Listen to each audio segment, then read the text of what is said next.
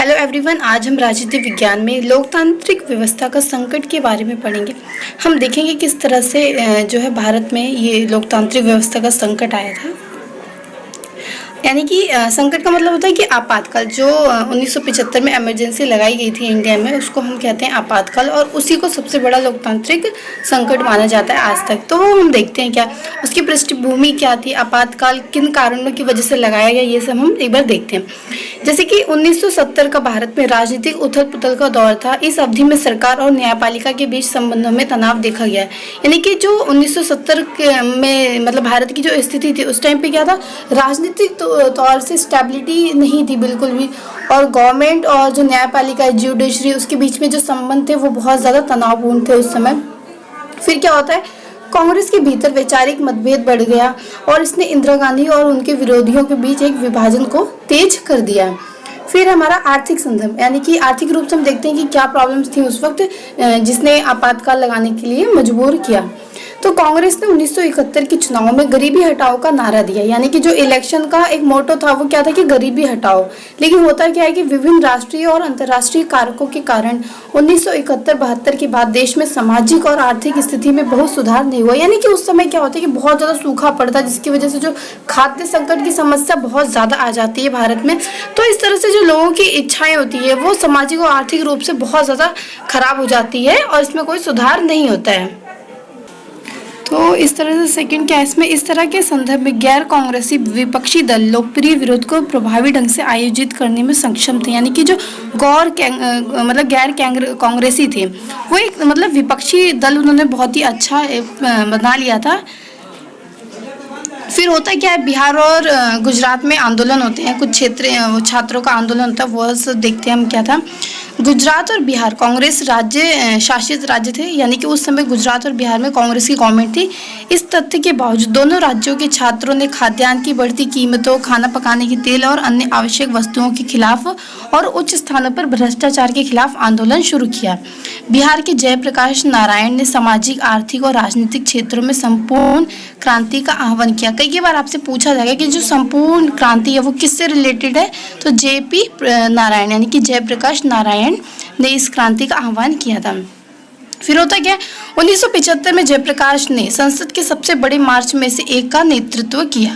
फिर नक्सली आंदोलन, अब ये क्या है, नक्सली आंदोलन इसके नाम से जैसे कि हम बता सकते हैं कि ये एक जगह है वेस्ट बंगाल में, वो वहाँ पे नक्सलवाड़ी एक जगह है, तो उसी से वहाँ पे सबसे पहले आंदोलन होता है, तो इसलिए इस आंदोलन का नाम क्या रखा गया, नक्सली आंदोलन।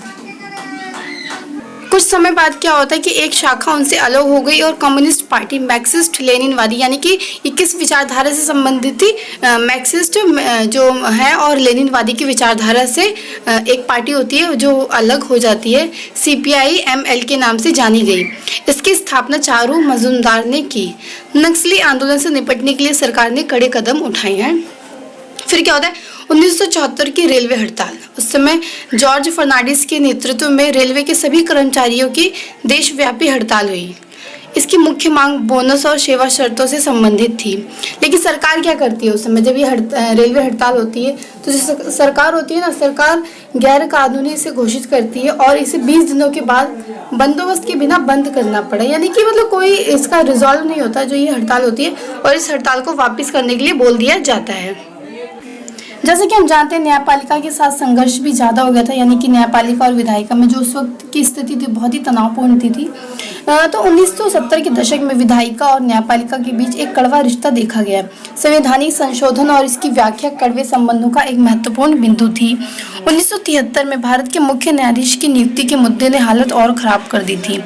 फिर क्या होता है, विवाद का सबसे बड़ा बिंदु तब आया जब उच्च न्यायालय ने इंदिरा गांधी के चुनाव को अवैध घोषित कर दिया। यानी कि इतना सब कुछ तो हो ही रहा था, लेकिन बहुत ज़्यादा प्रॉब्लम तब हो गई जब इनके जो इलेक्शन हुआ था उस वक्त उसको क्या है, अवैध घोषित कर दिया गया था। तो हम देखते हैं कि ये सब जो रीजंस होते हैं कहीं ना कहीं वो आपातकाल की पृष्ठभूमि तैयार करते हैं, जो मजबूर करते हैं कि इंदिरा गांधी को आपातकाल की जो घोषणा हुई थी उसके लिए। अब हम क्या है इन सब के बाद हम देखते हैं कि आपातकाल की जो घोषणा है वो हो जाती है।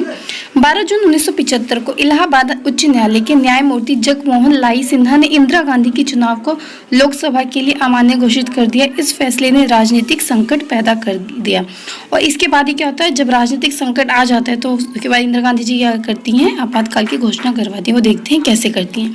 संकट और प्रतिक्रिया, यानी कि इस संकट की घड़ी में क्या प्रतिक्रिया थी, कैसे थी, वो हम देखते हैं यहाँ पे। तेजी से बदलती राजनीतिक स्थिति और जेपी मूवमेंट के जवाब में भारत सरकार ने 25 जून 1975 को राष्ट्रपति फखरुद्दीन अली अहमद को आपातकाल लगाने की सिफारिश की। राष्ट्रपति ने तुरंत उद्घोषणा जारी की। आपातकाल को संविधान के अनुच्छेद 352 के तहत घोषित किया गया था, जो बाहरी खतरे या आंतरिक गड़बड़ी के खतरे के आपातकाल की स्थिति की घोषणा करता है। यानी कि जो आर्टिकल हमारा 352 है उसके अकॉर्डिंग भारत में 25 जून 1975 को इमरजेंसी लगाई गई।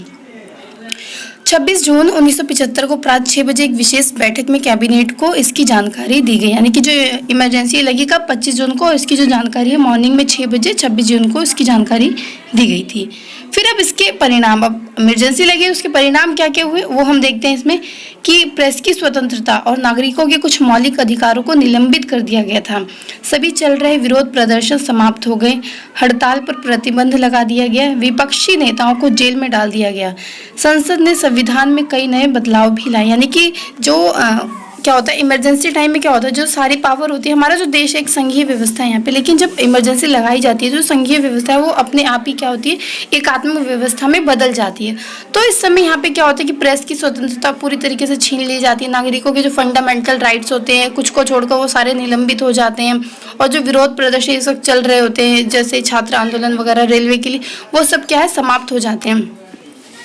फिर क्या है, किसी भी लेख या मामले को प्रकाशित करने के लिए सरकार की पूर्व स्वीकृति आवश्यक थी। इसे ही प्रेस सेंसरशिप कहा जाता है। आपके एग्जाम्स में कई बार पूछते हैं क्वेश्चन, जैसे कि आप लोग भी क्वेश्चन देखते होंगे कि प्रेस सेंसरशिप क्या होता है, उसे मतलब प्रेस सेंसरशिप से क्या अभिप्राय है। तो जो किसी भी लेख या मामले में जब प्रकाशित करने से पहले हमें गवर्नमेंट की परमिशन लेनी पड़े, यानी कि उस पर एक तरीके से प्रतिबंध है कि आप कोई भी चीज़ ऐसे ही नहीं छाप सकते विदाउट परमिशन, तो उसको क्या कहा जाता है, प्रेस सेंसरशिप कहा जाता है, जो उस समय लागू था।